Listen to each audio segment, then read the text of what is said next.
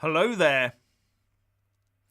Just as Michel Barnier calls up the EU27 leaders to warn them of a no-deal Brexit, up comes the rumour mill with talk that the UK has rowed back on its fishing demands.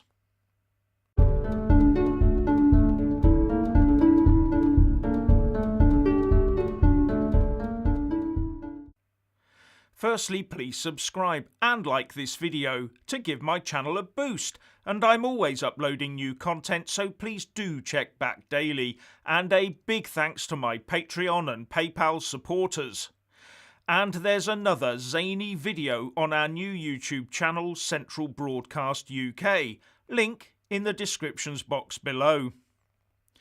Michel Barnier, the EU's chief Brexit negotiator, is reported to have told EU27 leaders via video link this morning that serious gaps still exist on fisheries, governance and the level playing field, and that as a result, the chances of getting a deal are still in the balance. And there are also worries amongst the EU27 that Michel Barnier might be stretching the envelope of his negotiating mandate and be relinquishing more than he should to the UK. In fact, The Sun reports that EU27 leaders have told Barnier not to rush into a deal, with one senior EU diplomat saying that some member states would rather the talks went on into 2021, even if that meant a period of trading without a deal on WTO terms. The report also quotes the diplomat as saying, "There is a worry that because of this pressure of time, there is a temptation to rush. We told him, don't do that." But while the EU27 worry about a wobbly Barnier, out comes the rumour that the UK has walked back on its own fishing red line. The Guardian says, Boris Johnson has lowered his Brexit demands on Brussels by asking for up to 60% of catches in UK waters back from EU fishing fleets. But the gap between the negotiators remains wide, Michel Barnier told the bloc's capitals ahead of what he said would be a crucial 48 hours. Don't you just love the Remainer Guardian type take on this? Talking about the UK asking for up to 60% of catches in UK waters back from EU fishing fleets. The fish in our exclusive economic zone are 100% ours. If the EU ends up being allowed to catch some of them, then that will be because we've licensed them to do it. But what we're talking about from the EU here is a long-term or permanent demand for a large set quota, not an annual reappraisal. Now, as I understand it, that offer by the UK of a reduction to 60% is a 20% drop from the original 80% demand. And if I recall correctly, the EU has said they would allow the UK to take back 15 to 18%, not 60% and definitely not 80%. So there's still a difference of over 40% between the sides. That indicates to me that the gap is far too wide to be bridged, so fishing might still be the deal breaker. But The Guardian does also say that the two sides are inching towards each other on the matters of the level playing field and governance, and it all depends on how much control the UK has agreed to hand over. And as a result of these signals that a no deal is on the cards, the Irish Taoiseach, Michael Martin, has said that although he expects a deal, it would still be prudent to prepare no-deal contingency measures. I expect to see this being discussed in Brussels in the coming week and in advance of the December European Council, he said. And the Express quotes an unnamed EU diplomat who said, "We are quickly approaching a make-or-break moment in the Brexit talks. Intensive negotiations are continuing in London. As of this morning, it is still unclear whether negotiations can bridge the gap on issues like level playing field governance and fisheries." But the UK Chancellor Rishi Sunak said today that, "With a spirit of constructive attitude and goodwill on all sides, we can get there. Hopefully we can reach a positive conclusion." Now, the UK government had been warned by Brussels that if clauses similar to those in the UK Internal Market Bill were mirrored in the Finance Bill to be published next week, then the EU would scrap the whole deal immediately.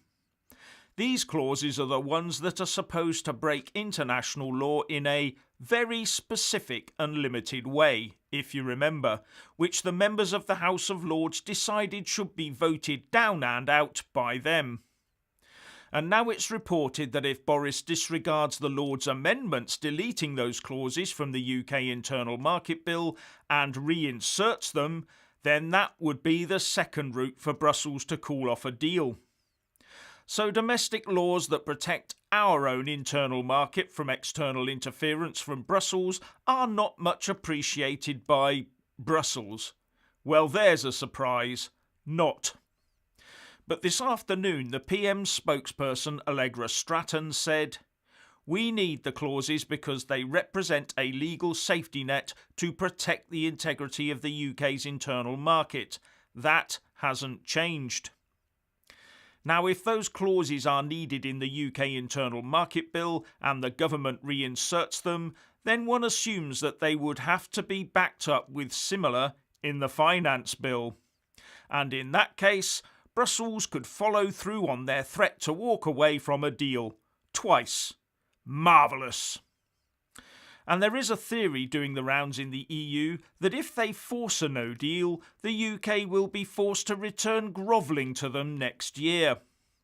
On this, former BBC heavyweight presenter Andrew Neil tweeted, "The Times reports France, other hardline countries pushing for no deal Brexit unless UK makes major concessions in coming days.